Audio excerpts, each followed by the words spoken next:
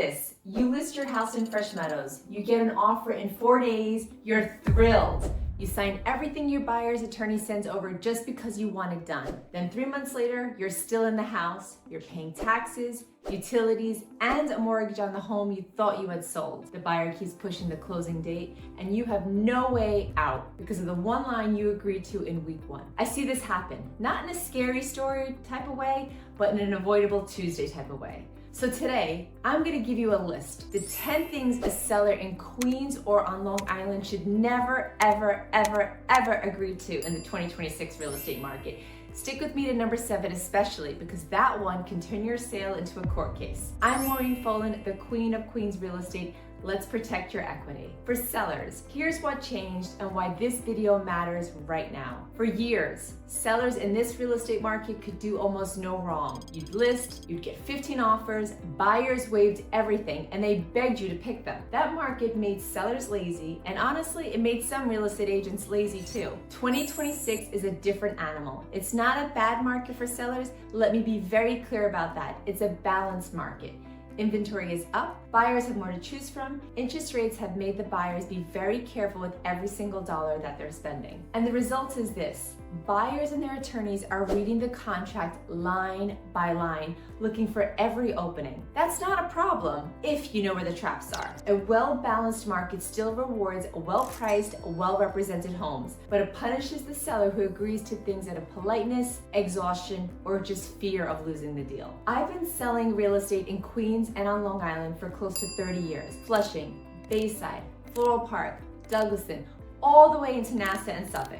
I've sat at hundreds of closing tables, and almost every horror story I've witnessed traces back to one of these 10 items. So I want you to go grab a cup of coffee. We're going to go through all 10. I'll tell you exactly what to say instead, and by the end, you'll negotiate like you've been doing this for close to 3 decades. Let's get started with number 1. Number 1, open-end closing dates. In our market, contracts usually say the closing will be on or about a certain date. That phrase is normal. It gives both sides a little bit of breathing room. A week or two of flexibility, that's fine. What is not fine is a closing date that can be pushed back indefinitely. Here's how it sneaks in. Your buyer also owns a home. They want to time your sale with their sale. So their attorney softens the language until the closing date basically means whenever the buyer is ready. Now think about what that costs you. Every month you don't close, you're still paying property taxes, and in Queens and Nassau, those numbers are not small. You're paying utilities, you're paying the mortgage, you may have already put money down on your next home. Every week of limbo eats directly into the profit that you worked for. Hey, I wanted to share something for free. I prepared a home seller preparation checklist for residents of Queens and Long Island. This guide will give you everything you need to know about preparing your home for sale. So if you click on the link below in the comments, you'll download your own copy for free. Or if you visit maureenfolan.com, you'll be able to get your seller checklist there. So thank you so much, and let's get back to it. Here's what to do instead. Agree to a real outside date. Something like time is of the essence as to the closing, which shall occur no later than 60 days from the contract. That gives a normal, reasonable runway, but it has a hard wall at the end. If the buyer can't perform by then, you have leverage, and you may have remedies. A flexible closing date is a courtesy. An open-ended one is a trap. Please know the difference. Number 2, repairs without a dollar cap. Number 2, agreeing to repairs without a dollar cap. After the home inspection, the buyer comes back with a list. And the most dangerous thing you can sign is a sentence like, seller agrees to repair all items noted in the inspection report. Sounds reasonable, right? It's not, because you've just handed the buyer a blank check and you don't get to see the amount until it's too late. Here's the 2026 reality. Buyers treat the inspection as a second negotiation. They already negotiated the price. Now they want a second bite. So that inspection list won't just have real stuff. It'll have a wobbly doorknob, a cracked outlet cover, a slow drain, death by 1,000 cuts. What you want instead is 2 things. First, a dollar cap. Language like seller to credit up to $2,500 towards your next repair. Now you know your maximum exposure the moment you sign. Secondly, define the category, structural and major mechanical defects only. That takes the cosmetic nickel and diming off the table. And honestly, most of the time, a credit beats a repair. You don't want to be scheduling contractors and chasing receipts in your final 2 weeks. Cap the dollars, name the categories, and give a credit and move on.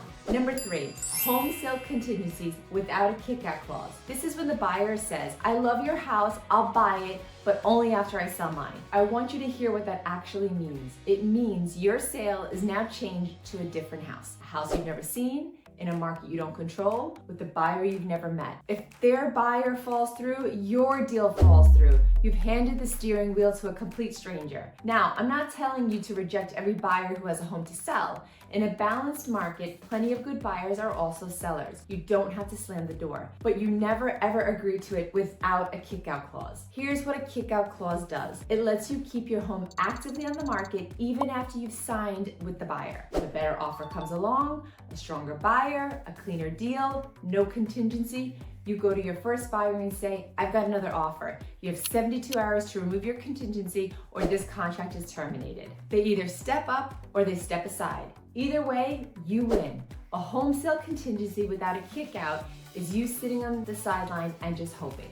A home sale contingency with the kick out is you staying in control, never sign the first version. Number 4, verbal offers and agreements. Verbal offers and handshake agreements. This is the one I feel strongly about because it wastes good people's time. And time is one thing you cannot get back when your home is on the market. Here's the truth in New York real estate. Until it is in writing and signed by both parties, it does not exist. A verbal offer is a wish. A handshake on price is a conversation. Neither one is binding and neither one protects you. I call what happens next buyer's amnesia. Over the phone, the buyer agrees to your price. They agree to leave the chandelier, they agree to a quick close, everyone's happy. Then the formal contract arrives and suddenly the price is lower, the chandelier is theirs, and the timeline has doubled. And they'll look at you in the eye and say, well, that's not what we discussed. You can't fight a memory. You can only point to a signature. So here's the rule. Be warm, friendly, be enthusiastic on the phone, but don't rely on a single word of it. Nothing comes off the market. No momentum is real until there's a signed contract and a deposit in escrow. Verbal is nice, signed is real. Quick pause. We're halfway through and the next 5 are where the real money is protected. If this is useful, do me one favor. Hit subscribe. I put out hyper-local Queens and Long Island real estate strategy every week and I don't want you to miss it. And if you're actually thinking about selling in the next 6 to 12 months, I've built a free seller prep checklist that walks you through getting your home and your contract ready the right way. The link is in the description. Grab it and then come right back because number 7 is the one that ends up in court and I know you don't want to go there. Number 5, a low contract deposit. Agreeing to a low deposit when the contract is signed. This is one of the most overlooked traps and it tells you everything about how serious your buyer really is. When a buyer signs the contract, they put down a deposit, sometimes called the down payment or the good faith money, and it goes into your attorney's escrow account to the day of closing. In our market, the standard is 10%. On a $1 million home in Queens or Long Island, that's $100,000. That money is the buyer saying with real skin in the game, I am serious and I intend to close. Now here's why a low deposit is dangerous. That escrow money is essentially your insurance deposit. If the buyer defaults, walks away with no valid reason, that deposit is in many cases what protects you for your lost time and your trouble. A buyer who has $100,000 on the line thinks very, very hard before walking. A buyer who put down $10,000 or $15,000 on a $1 million house, walking away barely stings. You've just lost months on the market and they've lost pocket change. A low deposit is a signal. A buyer who fights to put down as little as possible is telling you that they're not fully committed or they're stretched thin and they're keeping an easy exit open. Listen to that signal. Now, I'll be honest with you because I've sat at a lot of these tables. 10% is the standard and that's what you should expect. I've occasionally seen sellers accept 5%, but that is rare and is in very specific circumstance decisions. A buyer with a documented reason, an otherwise exceptionally strong offer, and your attorney fully on board is the exception, never the default. So here's the rule. Hold to 10%, make the buyer commit real money. The size of that deposit is the truest measure of how serious your buyer actually is. And number 6, paying for the buyer's luxury upgrades. Paying for the buyer's luxury upgrades, this is an important line here, and I want you to be able to see it clearly. The line is between a functional defect and a personal preference. A functional defect is something broken, a leaky roof, a dead hot water heater, an HVAC system that won't turn on, electrical that isn't safe. Those are real. As a seller, those are reasonably yours to address by repair or by credit. personal preference is something that works fine, but isn't to the buyer's taste. The kitchen is in perfect working order. They just don't love the cabinet color. The floors are solid hardwood, but they prefer a different stain. The bathroom is fully functional. It's just a little dated. In 2026, buyers will absolutely try to get you to pay to renovate the house to their taste. They'll ask for $15,000 kitchen credit on a kitchen that has nothing wrong with it. And here's your answer, calm and friendly. I'll address functional defects. I'm not funding cosmetic upgrades. You already priced the home as is. The dated kitchen is reflected in the price. You don't pay for it twice. Repair what's broken, decline what's just taste. Number 7, pre-closing possession. Number 7, this is the one. If you remember nothing else in this video, remember this. Never, ever, ever, under any circumstances, let a buyer move into the home before the deed has transferred and the money is in your hands. It comes wrapped in a sympathetic story. Our lease is up, our movers are already booked. Can we just put a few boxes in the garage? Can we move in this weekend? We'll close on Monday. And you want to be a nice person, so you're tempted. But don't do it. The moment a buyer occupies that home before closing, they are no longer a buyer. In the eyes of the law, they become your tenant. And here's the nightmare. If the deal then falls apart, financing collapses, they get cold feet, anything, you do not have a buyer who walks away. You have an occupant in a home you still own who has not paid you, and you now have to legally evict. In the New York court system, an eviction is not a weekend. It is months. Months of someone living in your house while you keep paying for it, while you can't sell it to anyone else. The deal is not done when the boxes arrive. It is done when the deed transfers and the funds clear. Keys change hands at the closing table, not 1 minute before.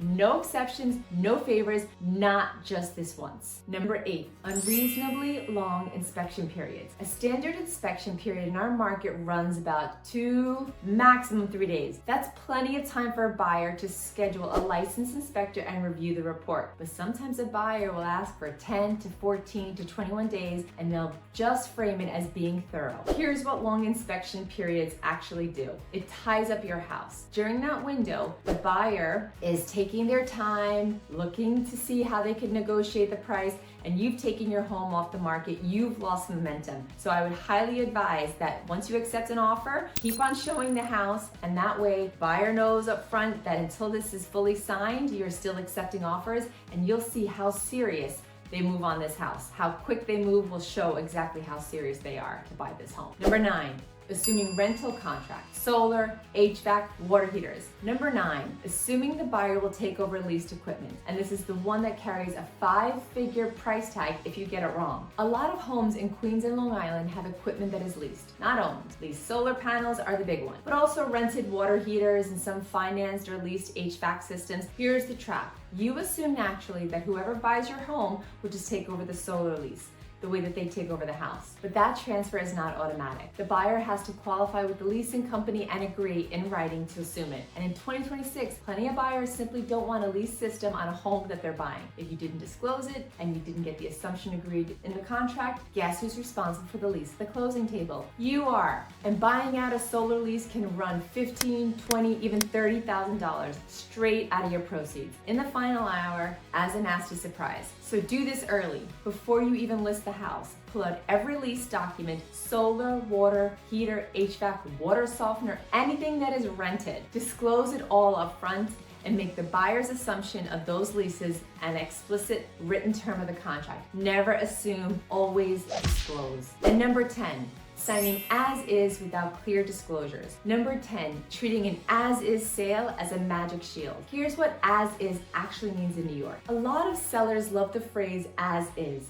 It feels like armor. I'm selling it as is, so I'm not responsible for anything. I understand why that's appealing, but it's a dangerous misunderstanding. Here's what as is actually means in New York. It means that you're not agreeing to fixing things. It does not mean you're allowed to hide things. You're still legally required to disclose defects. That's the legal term for a serious hidden problem that a buyer couldn't reasonably see on their own. The basement that floods every spring, the recurring mold behind a finished wall, a known structural issue. So picture this. you sell as is. You knew the basement floods, you said nothing, the buyer moves in, the first heavy rain hits and the basement fills. That as is clause does not protect you. You could be sued for fraud. After the sale has closed, as is not a license to deceive. The good news, honesty is always your best protection. When you disclose properly, fully in writing, you build a clean record that shields you later. As is plus a secret is a lawsuit waiting to happen. Always disclose. So let's lock it in. The 10 things a Queens and Long Island seller should never agree to in 2026. 1. Open and closing dates. Number 2. Repairs with no dollar cap. Number 3. Home sale contingencies. Number 4. Verbal offers and handshake deals. Number 5 is a low deposit at contract signing. 6. Paying for the buyer's cosmetic upgrades. Number 7. Pre-closing possession. Never ever. 8. A long inspection period that lock up your home. And number 9. Assuming leased equipment transfers automatically. And number 10. Selling as is. Hiding behind as is instead of disclosing. Notice the thread running through all 10. Every single one is about staying in control of your sale. A balanced market doesn't take that control away from you. Only an uninformed signature does. Here's the most important thing I can tell you. Every one of these traps is invisible if you don't know it's there, and completely avoidable if you do. That's the entire job of a great listing agent. Spotting these in the contract before you sign them, not explaining them to you afterwards. So if you're thinking about selling your home in Queens or Long Island in the next year, let's talk before you're staring at a contract. No pressure, no hard sell, just a straight conversation about your home, your timeline, and your equity. You can text me at 646-651-7127 or visit me at maureenfolan.com. And don't forget to grab that free seller checklist in the description. I'm Maureen Folan, the Queen of Queens Real Estate. Protect your equity, protect your sanity, and I'll see you in the next one.